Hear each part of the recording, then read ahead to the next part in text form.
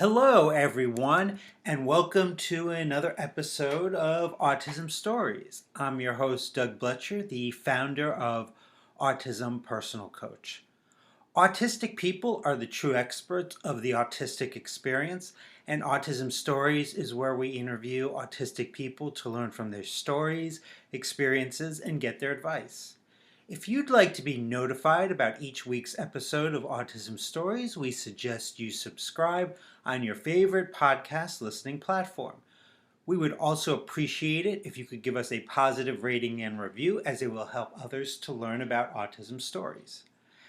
As someone who makes hiring decisions, diversity and inclusion is probably on my mind just about every day.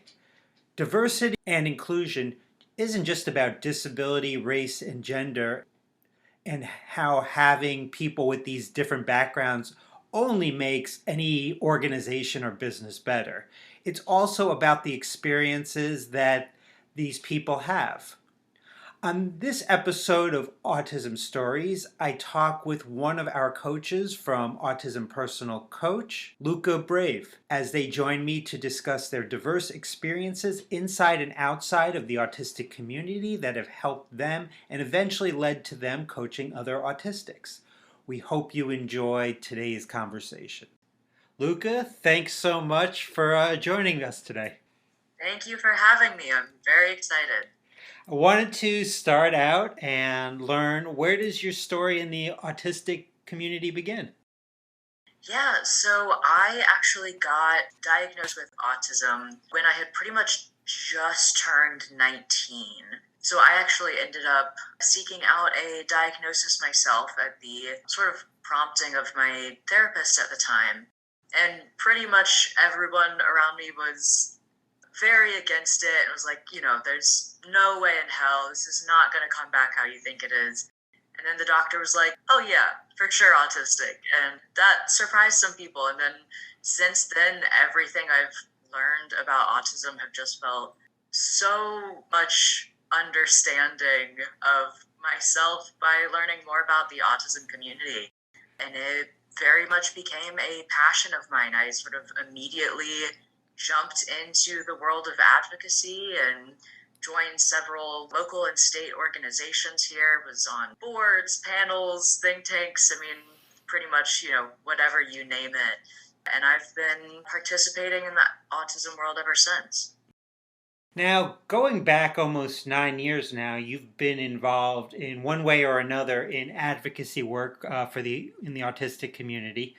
I've talked with so many people about their advocacy work, but you're the first person I've talked with that I believe combines advocacy work and video game development. Can you tell our listeners a little bit about the video game that you created called A New Morning? Yeah, so it's actually pretty funny how much people ended up really liking this game. So I ended up creating a new morning kind of on a whim, sort of for a class actually. Back when I was in college, I was taking a class on social justice. And for the final, she was like, you can do pretty much whatever you want as long as it, has some sort of like social justice like bend to it. And I knew I wanted to do something with autism, and I was like, would it be okay if I turned in a video game for my final? And she was like, can you do that? And I was like, yeah, I could do that. And so I spent pretty much a week straight creating the original version of A New Morning. And A New Morning is very, very short. It's very accessible.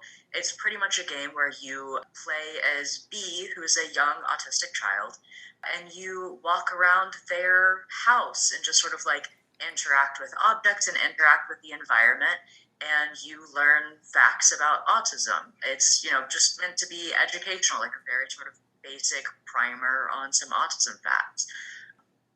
And so I, created this original version of it, and it actually kind of made some waves online. I had uploaded it online for free that people could play it if they wanted to, and it actually got kind of popular. It was like, okay, this is actually something that people are interested in.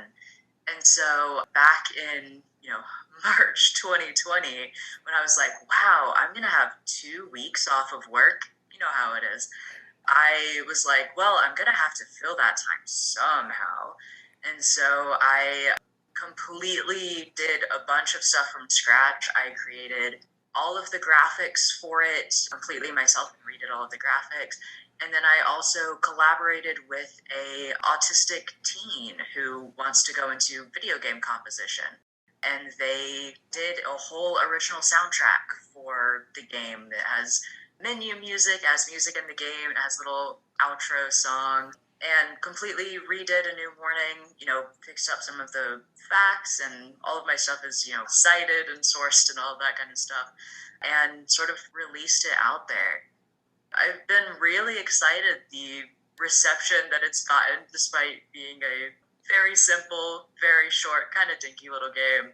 But I don't know, I think that there's a lot of merit to combining education and justice with art, because that's kind of what art has been for a lot of history. One of my favorite things about art is that anybody can do it, and that goes from drawing or making music or even something like video games. Like, if you think you can't make a video game, you're probably wrong, and you definitely can. So if you're interested, try it out. And how can people play the game?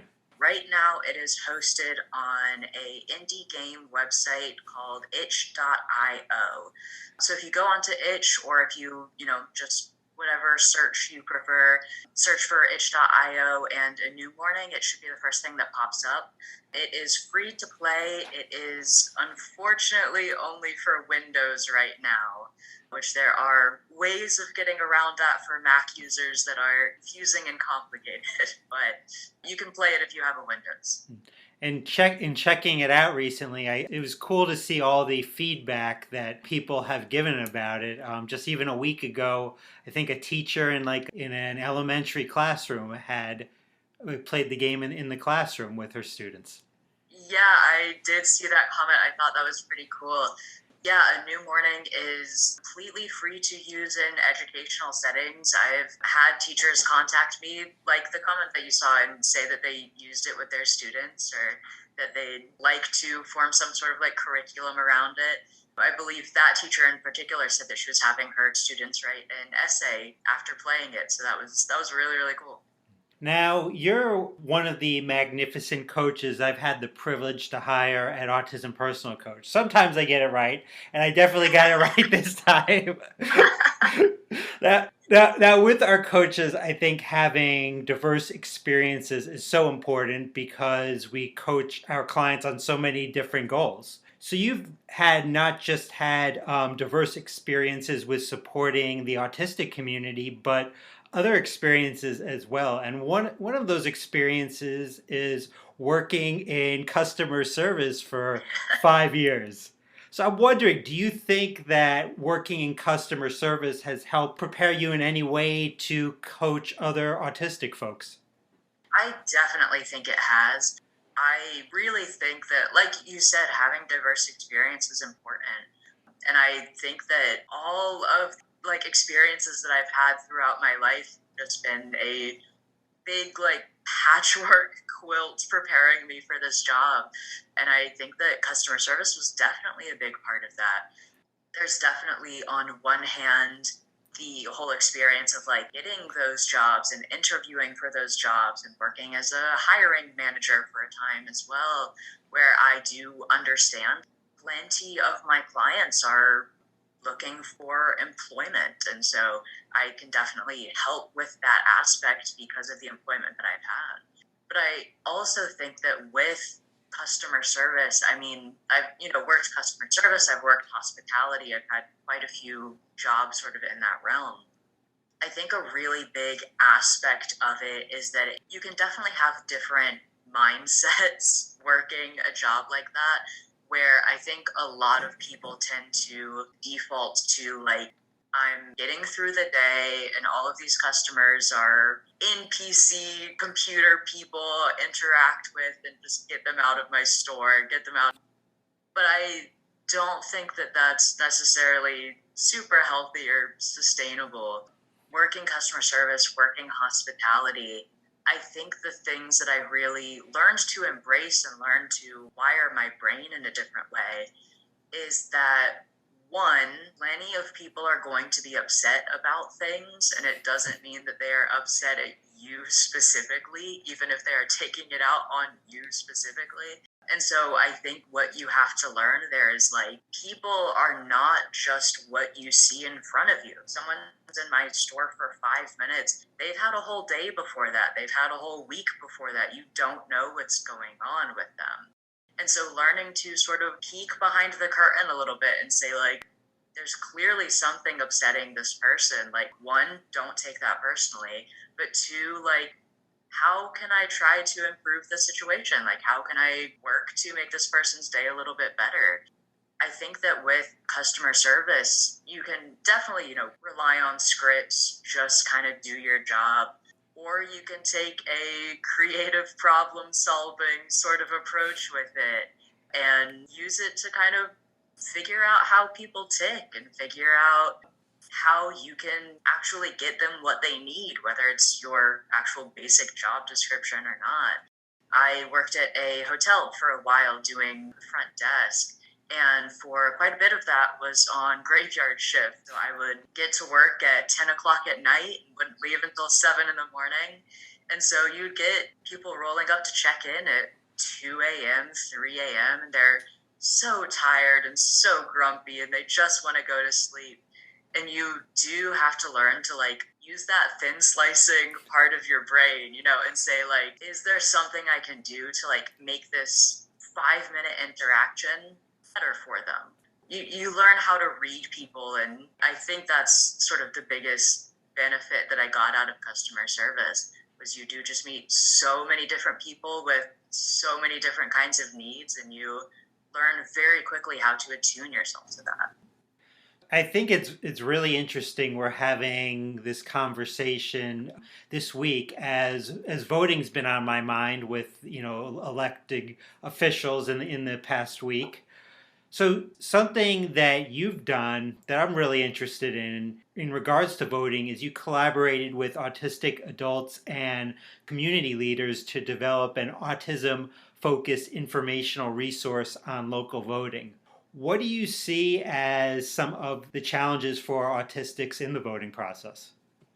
Really, I think the biggest thing is accessible information.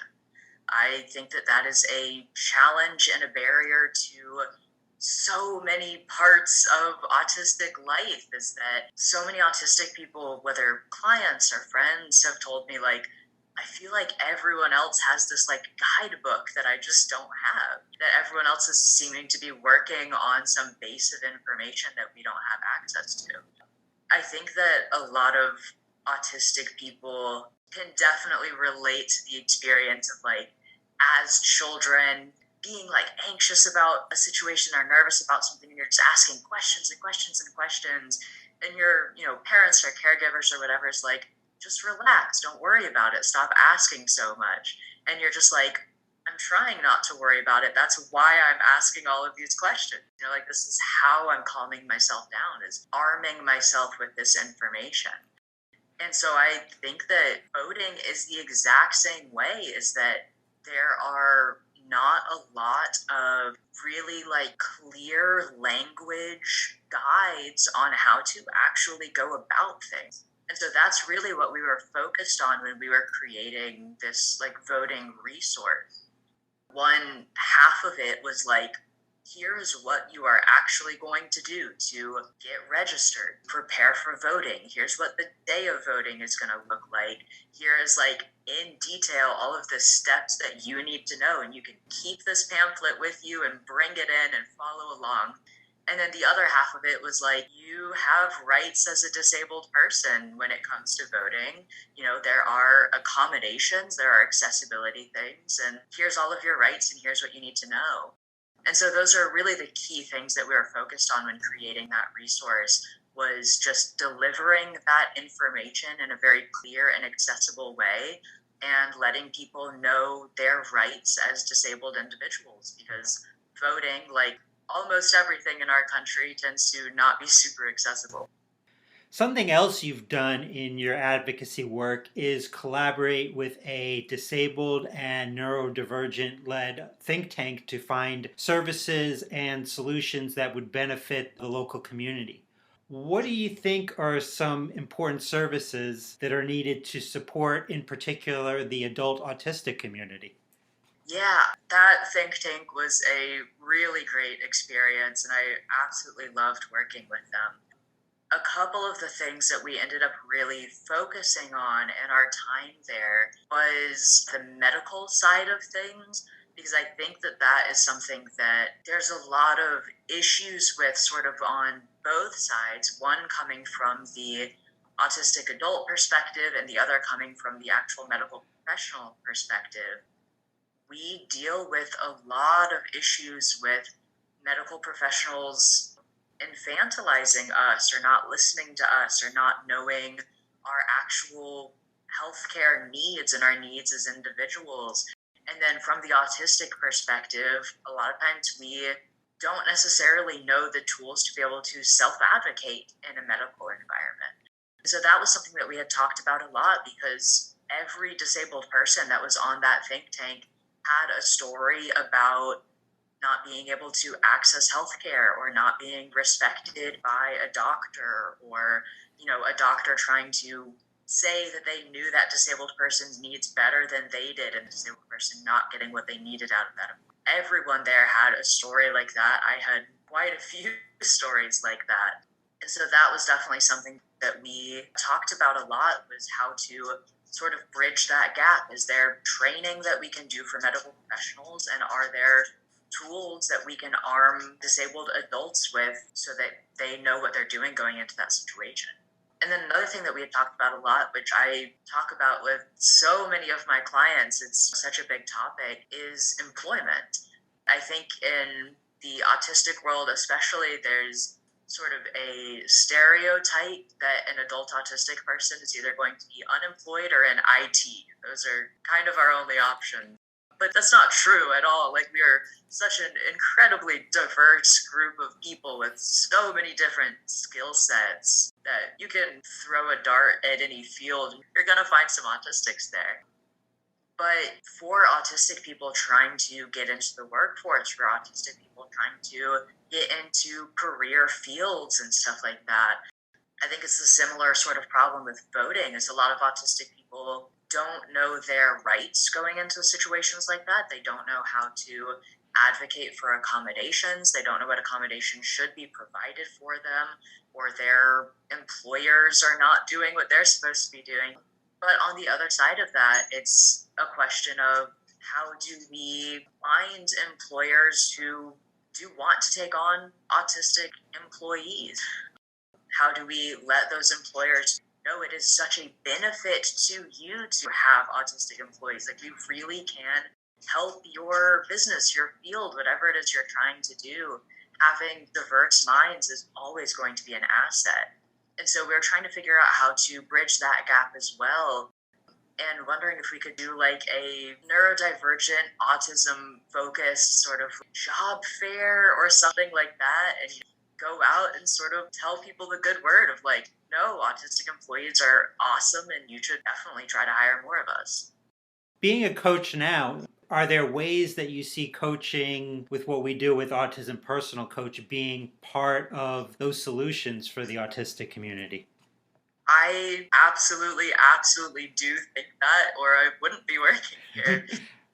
Yeah, I absolutely do, because I really think that it is it's such a sad thing that we're learning more and more just how much of the population autistic will make. It's not that uncommon, not like a lot of people think it is.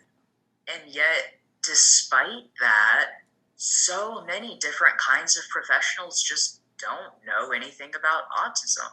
And so I think it can be a really big struggle for autistic people trying to receive help and support in a lot of different environments, when people just aren't trained on how our brains work and what accommodations we need and what supports we need. I have so many clients where they've been struggling with so many things for so long, and then we'll have our first couple of sessions and we'll be like, oh, well, do you struggle with executive dysfunction? And they'll be like, I don't know what that means. And you're like, oh, well, you really should know what that means because it's a big part of how your brain works.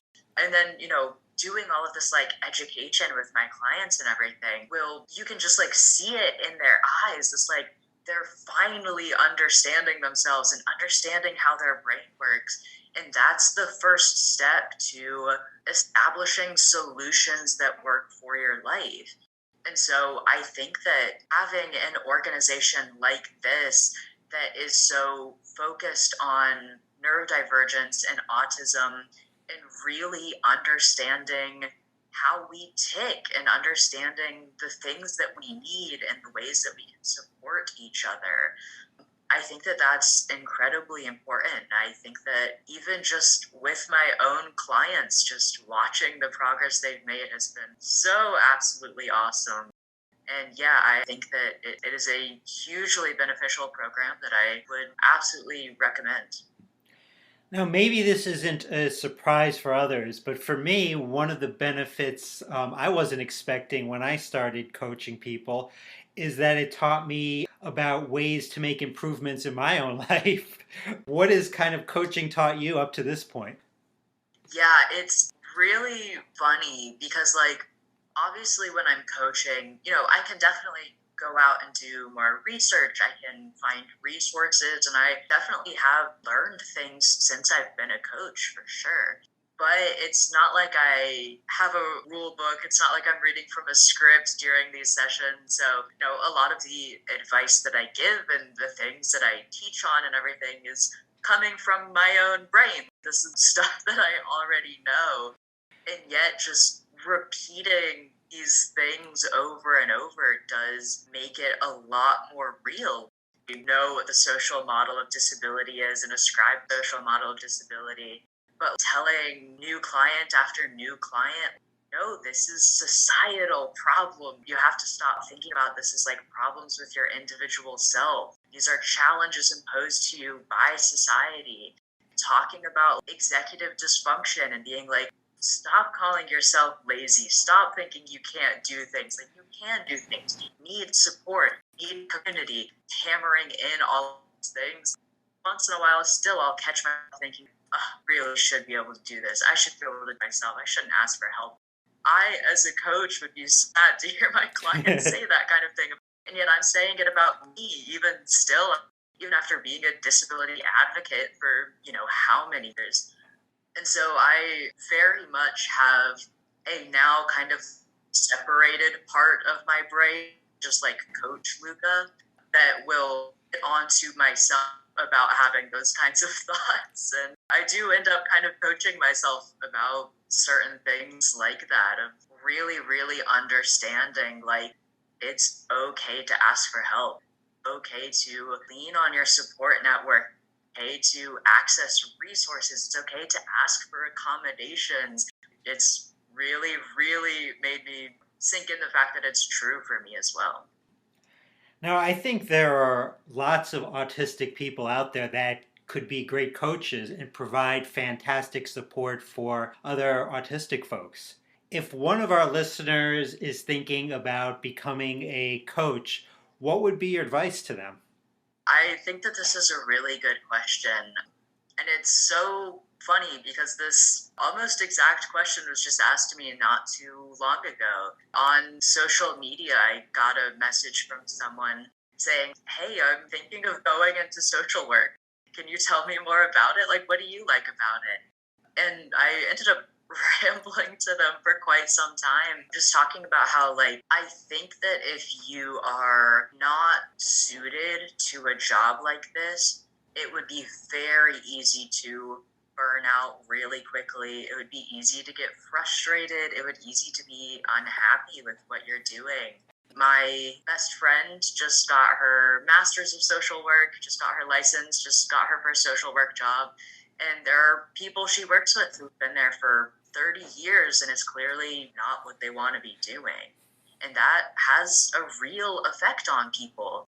And I think that is sort of the key to the whole thing is when you go into a job like this, when you go into a field like this, you have a real hand in people's lives.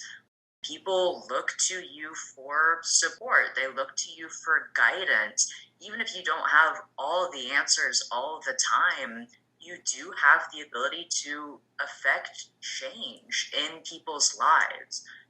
And so that's very scary because that's a responsibility, like that's a very real responsibility. But that's also exactly why I love coaching. The ability to actually see change happen in people's lives because of the work we do together. I would not trade that feeling for anything in the world. Like it's just the coolest thing for me. I am one of the weird autistics who is extremely extroverted. And so I absolutely love getting to talk to people every day and learn about what's happening in their lives. And I love problem solving and I love educating people. I love helping people out. And so coaching is sort of the perfect storm for me of just all of these things that I find so exciting and would absolutely be inflicting on people even if it was not my job. And so I think that's really the question you have to ask yourself. Does that sound exciting to you? Is the ability to help people and educate people and guide people and actually be a force of change in their lives, does that sound scary in a bad way or does that sound scary in a good way? And if it sounds scary in a good way, check it out 100%. Well, Luka, I really appreciate your time today. It's been so much fun seeing you support other autistic folks and help them to feel like they're not alone and just make gains in their life. So, thanks so much for that and for joining me today. Thank you for having me on. It's been an absolute pleasure and it was great talking to you, Doug. Thanks so much to Luka for the conversation. If you may be interested in coaching from Luka or any of the other wonderful coaches from Autism Personal Coach, then the first step is booking a Zoom call with me to discuss what you would hope to get out of coaching, and I can outline for you how Autism Personal Coach can be helpful in this process. The link to book the call can be found in the podcast description for this episode. I hope you enjoyed this episode of Autism Stories, and if you did, if you could tell a friend, foe, or anyone you know about it so they could have the same enjoyable experience as you when listening to Autism Stories, it would very much be appreciated. On the next episode of Autism Stories, we will be discussing autistic identity and culture. Until next time, I'm Doug Bletcher of Autism Personal Coach. Talk to you then.